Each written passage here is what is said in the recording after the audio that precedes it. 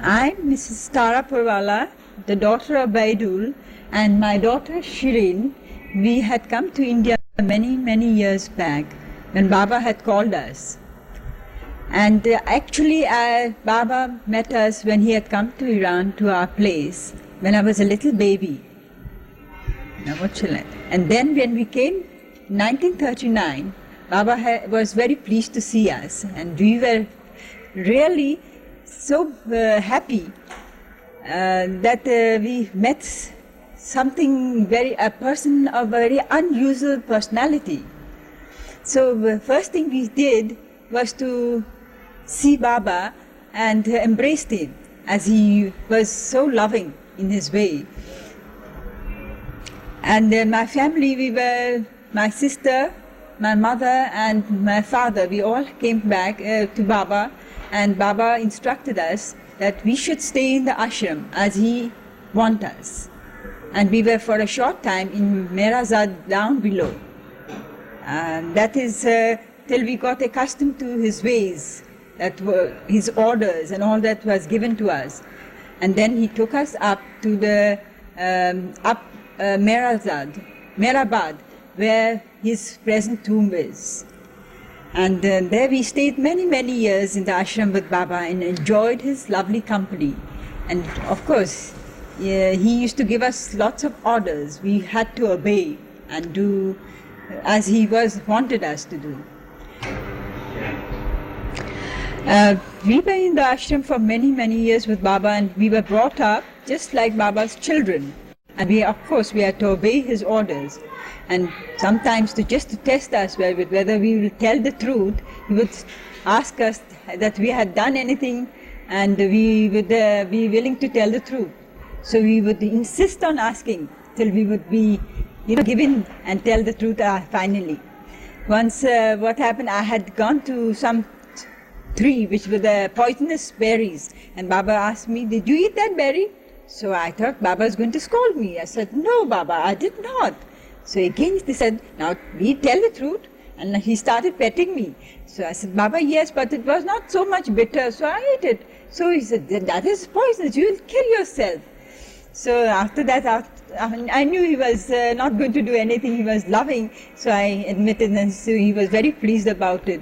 But in the holidays when we were with Baba, he used to send us to school after, and in holidays when we were with him, he used to train us in such a way that we could be faced every sort of life, you see. And then there were many children, and when he was in the resting time, sometimes we used to make lots of noise. So he used to, just to make us obey him, he used to come out and say, "Now, children, don't make too much noise. I'm resting." And we used to finally forget what we were doing. In that way, it was very hard, but we used to obey. Finally, we used to find that to obey him, he used to make us realize that what is good for us, you see. Now what? Then finally we were given to meditate. We were taught how to do a little meditation, how to obey Baba's orders. And then I was about 8-9 years, and Baba used to go into seclusion and said, "Now you all meditate." And of course we never knew what meditation was, and it was very hard. And first time I remember it was 5 minutes, and we used to just peep at the time and say "Baba, Baba," and then peep at the time again. And Baba once just came out and says, "Is that the time to look at the time? Is that the thing to look at the time? Only it's best is to love Baba and just don't count your time." So of course, after all, we gradually learned to do what he wanted, and then the time he changed into half an hour. And it became much easier for us to meditate with his help.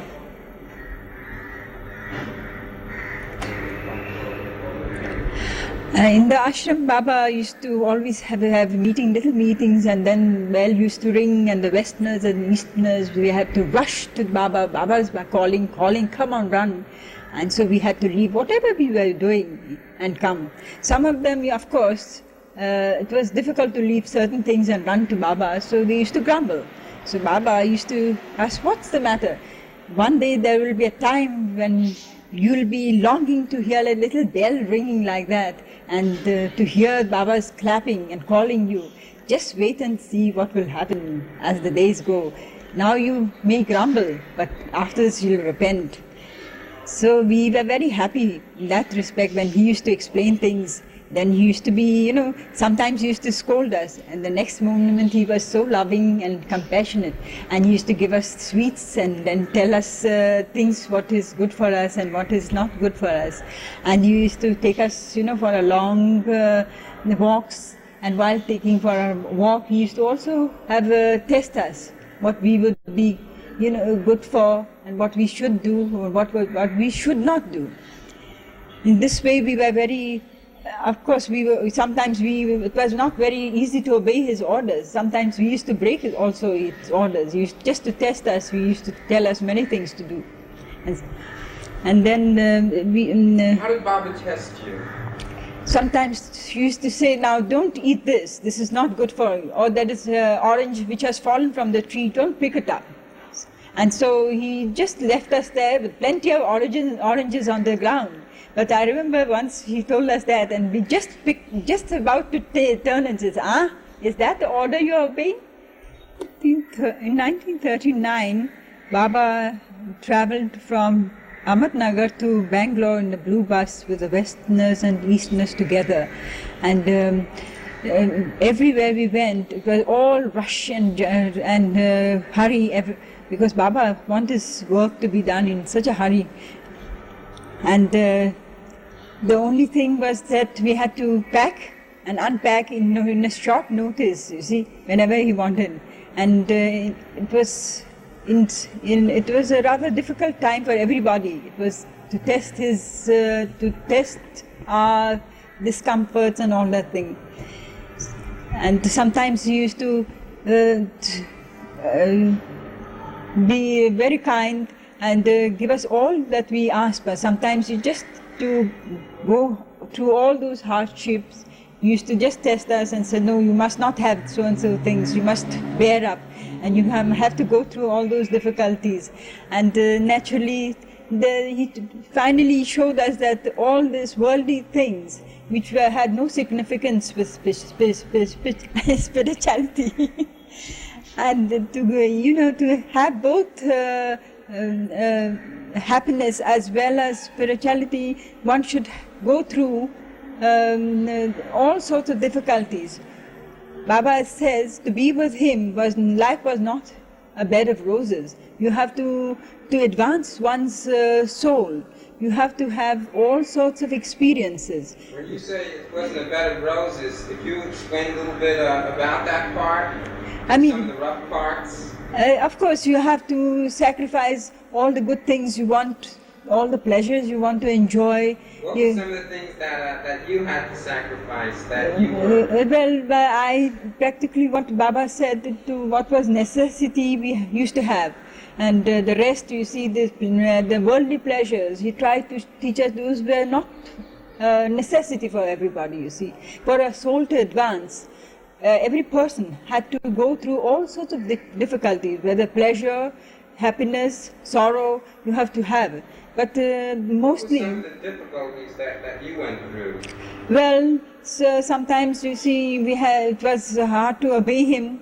We had to obey, and sometimes we had to sacrifice certain good things to eat. We had to... What were some of the good things that you had to sacrifice? Sweets sometimes. When we were in the ashram, we were never, eating meat or something like that, and some nice dolls and all that things. So we had to sacrifice all that. As other children were having, we could not have it, you see.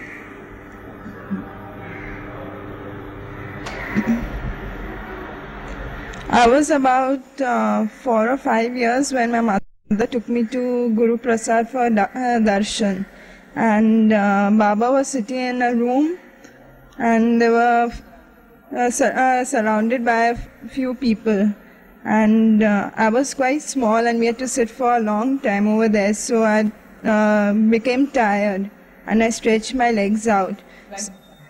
right in front of him, and so mommy smacked my legs and told me to sit properly. And Baba, seeing this from the back, he said that, why did you hit her? So mommy said it's not good to sit like that in front of a master, and she should sit properly. So Baba from the back said, no, it's quite all right. Then mommy said, no, I don't think it's all right. It's not good to sit like that. Then Baba, he said that yes, it's not good to sit like that. You should give respect to the elder people. What did Baba say about that? Did he say anything further? He told the whole crowd sitting over there that you should give respect to your elders, and you shouldn't think. Then Baba explained that you shouldn't take him lightly, and you shouldn't take advantage of him, and he had come down in a human form from the highest of the high. Now I'll tell you about an incident when Baba was in Guru's Prasad about 1963 or 64. A little boy had come to see him, and Baba had given him orders that you should not go in the sun in the middle of the day. But he took it lightly, took a cycle, and he went roaming about in Pune. All of a sudden, his cycle was about to come under the big lorry. But some old man with a long beard stretched his hand across and saved him from being crushed under the lorry. But he was so nervous, he took his cycle and came back to Guru Prasad to see Baba. So Baba, in the crowd, pointed out to the boy and said, come here. Do you know that I came down from my work to the lower level, that means this fourth plane or so, just to save you because of your parents? So the boy was shocked to know this. He said, how did you know, Baba? He said, the old man who saved, I had to take that form, and I saved you from that because of I love your parents very much. So the boy, after that, loved Baba so much that he thought that was a miracle for him, actually. And really he believed Baba so much that Baba also was very pleased. That is how Baba tries to awaken many persons who they are hard, to be awakened. In 1962, when Baba was having mass darshan in Pune, and many people used to go from all over India to see Baba. And so I used to also wanted to go with my children, but my husband was a little bit backward to let me go.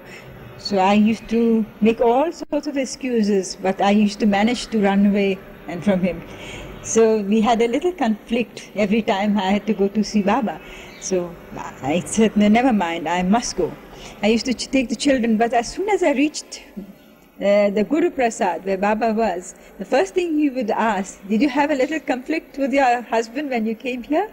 So I was so shocked to know Baba, how did he know all that? And that, it gave me a little more confidence that my Baba was with me and watching me and helping me to come and see him. And that was like a miracle, what you might call a miracle, that Baba knew everything, he being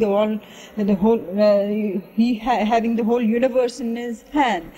So naturally my faith in him increased as every time I used to find that Baba knew all about us.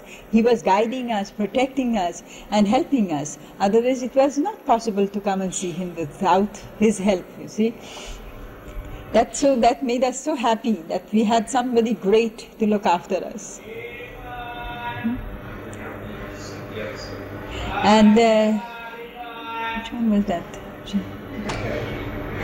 When we came from Iran, my sister Daulat caught typhoid, and Baba did a lot for her to recover. And after recovering also, she got another disease of a very rare kind, and Baba ordered medicine from England and America, and of course she was practically cured. When once she met my mother and said, "What shall I do with your daughter? do you intend that I should give her another birth, or shall we continue with this birth? Just to test my mother what she would say. So my mother was quick enough, and she said, Baba, you are the father and the mother and everything combined. Why do you ask me such a question? Do what you like and what you think best. So Baba was quite pleased, and then of course the rest was left to him.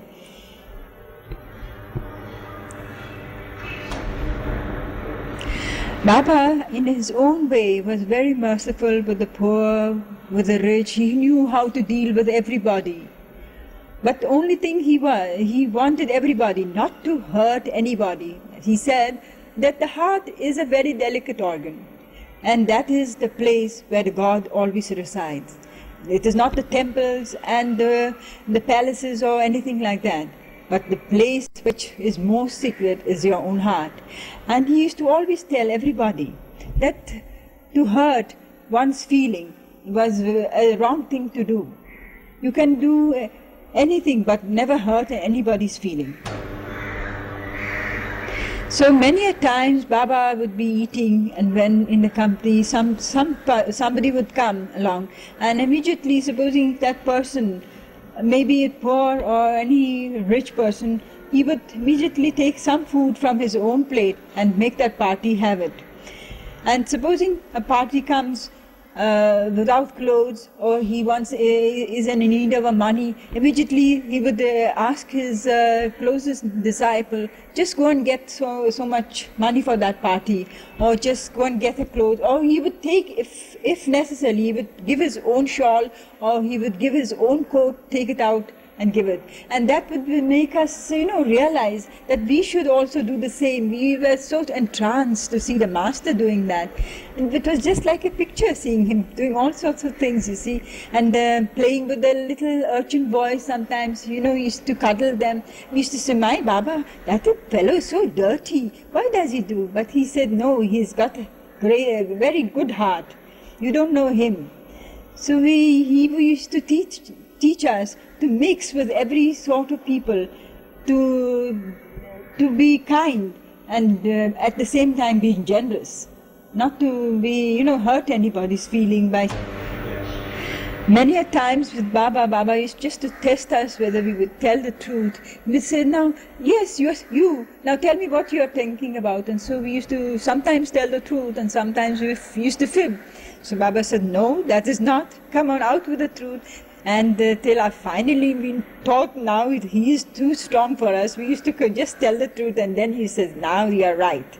And we always try to say the right thing and not just go round about the bush. And of course, he was very fond of asking us to sing, and whether we were prepared or not, we had to just sing what he asked for it, you see. Many times we had to act and take humorous parts and tell humorous stories.